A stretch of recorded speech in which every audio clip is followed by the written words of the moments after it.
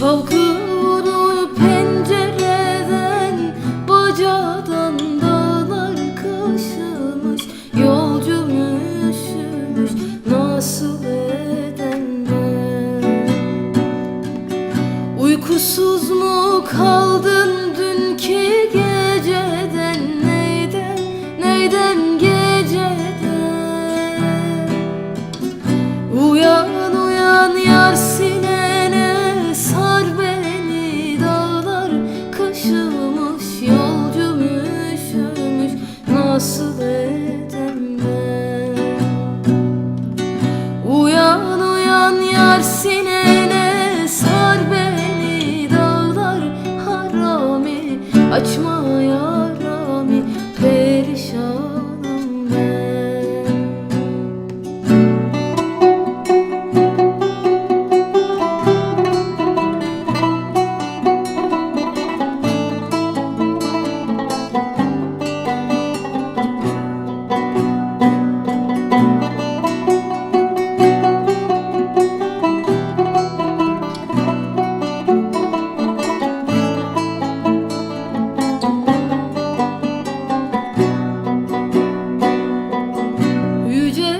Başından aşırdın beni, neyden yar beni?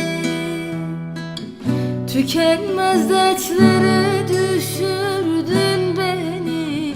Dağlar kaşımış, yolcum üşümüş, nasıl edem ben? Madem soysuz bende gönlün yoldu, neyden yoldu? Niye doğru yoldan şaşırdın beni? Dağlar harami, açma yarami, perişanım ben. Niye doğru yoldan şaşırdın beni? Dağlar harami, açma yarami, perişanım ben.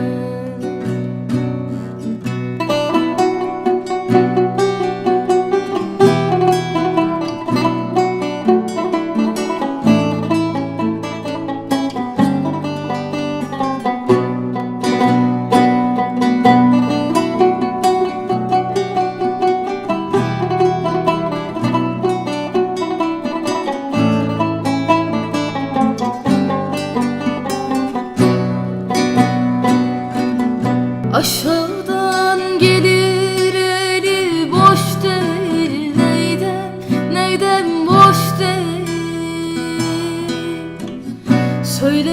Söylerim gönlüm hoş değil. Dağlar kaşımış, yolcum üşümüş, nasıl edem ben? Bir güzeli bir çirkine vermişler, neyden vermişler? Baş yastığı kendisine eş değil. Dağlar kaşımış, yolcum üşümüş, nasıl edem ben? Baş yastığı